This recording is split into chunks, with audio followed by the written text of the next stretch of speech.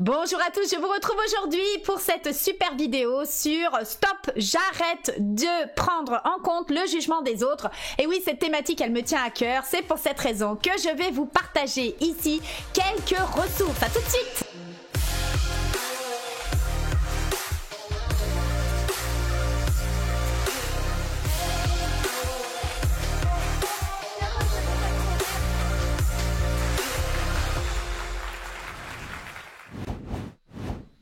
Bonjour à tous, mon nom est Karine Le Surdo, je suis thérapeute en hypnose. J'accompagne des femmes et des hommes à se libérer des éléments de blocage de leur histoire pour enfin être heureux dans leur vie. Alors heureux, c'est une thématique qui me tient à cœur, c'est pour cette raison que je vous invite à télécharger notre e-book sur comment être heureux dans notre vie avant qu'il ne soit trop tard. Et avec Lucas, mon fils, nous sommes les fondateurs du programme C'est là, la connaissance de soi, la libération émotionnelle, le passage à l'action. Et à cet effet, si c'est votre première visite sur notre chaîne YouTube, eh bien soyez les bienvenus. Pensez à cliquer sur cette cloche pour obtenir les informations et les contenus en priorité. Et puis je vous invite également à mettre des pouces, des likes. C'est très bon pour nous encourager à continuer à faire ce très bon travail. Et puis également pour améliorer notre référencement. Alors, la thématique que je vous propose aujourd'hui, c'est Stop, j'arrête d'avoir peur du jugement des autres. Alors pour ce faire, bien évidemment, je vais vous mettre mon écran. Voilà, donc dans un premier temps, nous allons qualifier c'est quoi et pourquoi j'ai peur des autres.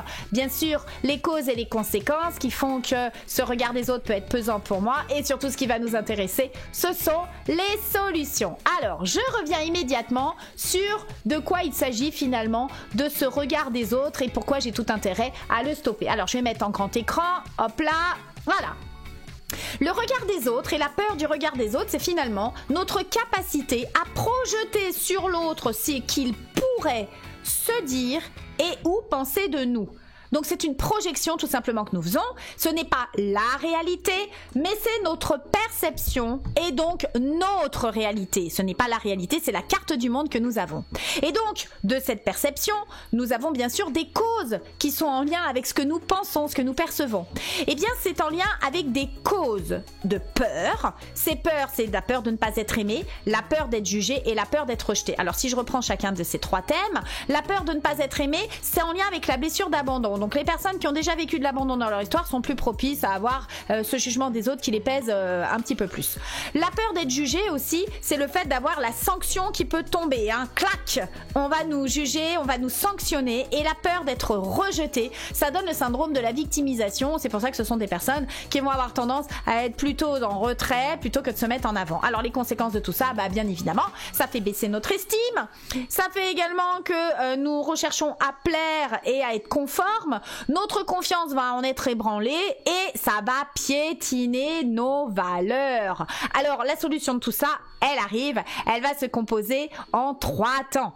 Alors la première des conditions pour pouvoir se séparer de ce jugement des autres, c'est toujours de revenir à vous rencontrer, à vous auto-congratuler. Comment on fait ça? On va aller découvrir qui je suis et quelles sont mes valeurs. Qui je suis, je vous mets un lien pour que vous puissiez aller justement découvrir qui vous êtes et c'est passionnant. Donc dans le descriptif juste après.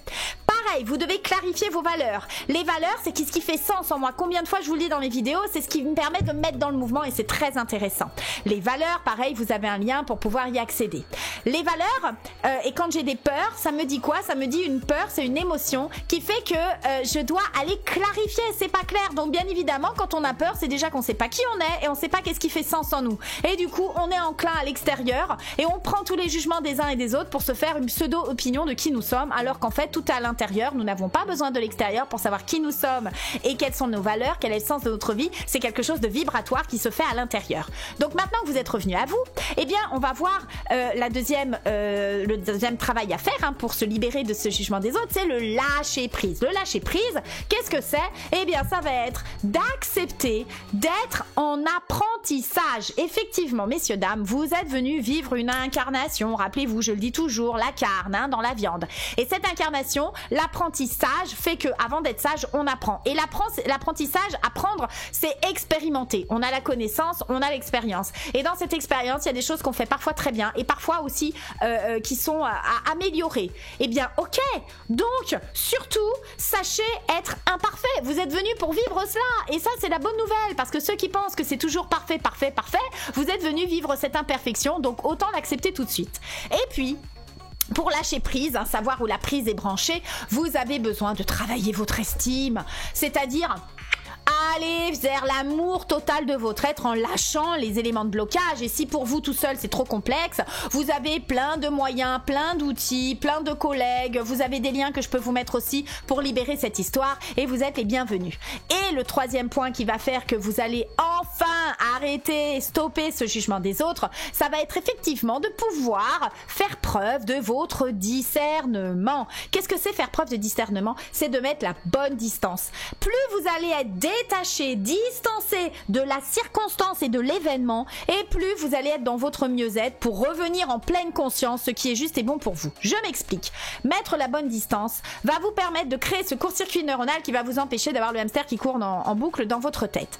Donc du coup, on se détache. Comme on se détache, on récupère de l'espace neuronal et on va pouvoir faire un tour d'horizon sur qu'est-ce qui se passe et quel est le message que j'ai à comprendre de ce qui se passe pour aller chercher ce cadeau caché et enfin me centrer sur mon intention. Si votre intention c'est d'être heureux, alors vous allez écouter votre cœur et votre cœur sait quel est le chemin à suivre. Si en revanche vous n'avez pas clarifié votre intention, vous allez être ballotté par vents et marées en fonction de votre environnement et des perceptions de l'extérieur. Donc on revient à l'intérieur et on clarifie notre intention. Et de cette intention, plus vous souhaitez être heureux dans le bonheur, plus vous allez être détaché des circonstances de l'extérieur. Ce qui fait que vous allez revenir à ce troisième point que je vous ai mis, toujours vous poser la question, quand il se passe un événement, des circonstances, des comportements autour de vous, est-ce bon, est-ce vrai, est-ce nécessaire? Ça va vous aider à faire preuve de discernement et de prendre le recul. Je vous redonne la définition du discernement, c'est ma capacité à savoir ce sur quoi je peux agir. Je vous le rappelle, mis à part agir sur vous, le reste, c'est impossible. Rappelez-vous, c'est toujours la météo. Vous avez beau vouloir avoir du beau temps, si la météo les mange des chaînes, vous n'y pouvez rien parce que vous n'avez pas cette capacité de pouvoir agir sur la météo, juste votre météo interne et c'est déjà essentiel et énorme. Sur ce, si je resynthétise un petit peu tout ça, je vais vous en mettre en plein écran. Aujourd'hui, nous venons de traiter sur arrêter la peur du regard des autres. L'autre, c'est une condition, bien évidemment, que nous avons tous, puisque nous sommes venus pour vivre des expériences, nous sommes des animaux sociaux, donc nous faisons du lien. L'objectif, c'est d'avoir du lien de soi. Pour enlever le lien barbelé, nous avons besoin de travailler sur nos peurs, puisque la peur du regard des autres, c'est ce que nous projetons sur lui en fonction de nos peurs. Peur d'être tout sauf aimé, peur d'être jugé, peur d'être rejeté. Les solutions, revenir toujours à vous, dans votre rencontre. Et donc, indispensable de savoir qui je suis, comment je fonctionne, quelles sont mes valeurs. Ensuite, autorisez-vous à lâcher prise, à accepter d'être dans votre apprentissage parfaitement imparfait, travailler sur votre estime, les blocages. Et puis pour terminer, faites preuve de ce fameux discernement, c'est-à-dire cette capacité à mettre la bonne distance, revenir à votre intention, le pouvoir du cœur et est-ce bon, est-ce vrai, est-ce nécessaire, toujours ces questions à vous poser pour avancer. Alors, j'en ai terminé pour cette jolie thématique qui me tient à cœur, où justement par le cœur, plus vous allez l'écouter, plus vous allez vibrer, rayonner, monter vos vibrations et aller sur votre chemin de vie. Donc j'en ai terminé pour cette thématique. Je vous retrouve avec un immense plaisir pour d'autres partages, d'autres contenus. Et d'ici là, prenez bien soin de vous et surtout, soyez heureux dans votre vie. Je vous retrouve bien vite et je vous embrasse. À très bientôt. Au revoir.